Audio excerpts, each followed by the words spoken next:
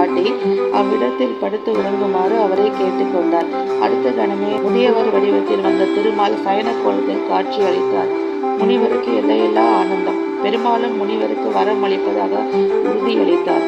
முனிவரும் இத்தலத்துக்கு வரும் பக்தர்கள் அனைவரது பிரச்சனைகளையும் தீர்த்து அருள்பாலிக்கும்படி வேண்டினார்.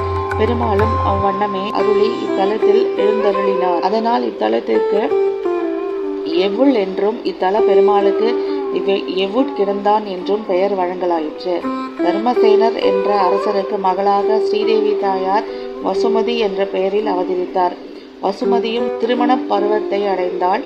அப்போது ஒரு நாள் வீரநாராயணன் என்ற பெயரில் வேட்டைக்கு சென்ற பெருமாள் வசுமதியை மணமுடித்தார்.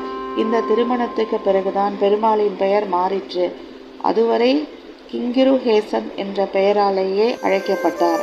இத்தலம் பல்லவர் காலத்தில் கட்டப்பட்டது. 5 அடுக்கு ராஜகோபுரம் உள்ள இத்தலம் 5000 ஆண்டுகள் பழமை வாய்ந்ததாக கூறப்படுகிறது.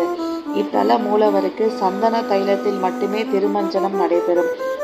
15 அடி நீளம் 5 அடி உயரத்தில் பெருமாள் சயன கோலத்தில் அருள்பாலிக்கிறார். மார்க்கண்டேய புராணத்தில் இத்தலம் குறித்து குறிப்பிடப்பட்டுள்ளது. இத்தல விமானம் விஜயகோடி என்றும் மனம் ஈஷாரண்யம் என்றும் அழைக்கப்படுகின்றன. கனகவல்லி தாயார், கணேச ஆழ்வார், கஜலட்சுமி தாயார், கோபாலன், நம்மாழ்வார், சக்கரத்தாழ்வார், ஆண்டாள், வேதாந்த தேசிகன், உடையவர், கோதண்டராமர் ஆகியோர் தனி சன்னதியில் அருள்பாலிக்கின்றனர். லக்ஷ்மி நரசிம்மர், சக்கரத்தாழ்வார் சன்னதிகளில் பக்தர்கள் கூட்டம் எப்போதும் காணப்படும்.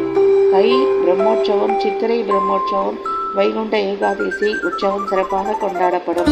தை அமாவாசை, தமிழ் ஆங்கில புத்தாண்டு, தீபாவளி, பொங்கல், சனிக்கிழமை தினங்களில் பெருமாள் தாயாருக்கு சிறப்பு திருமஞ்சனம் ஆராதனைகள் நடைபெறும்.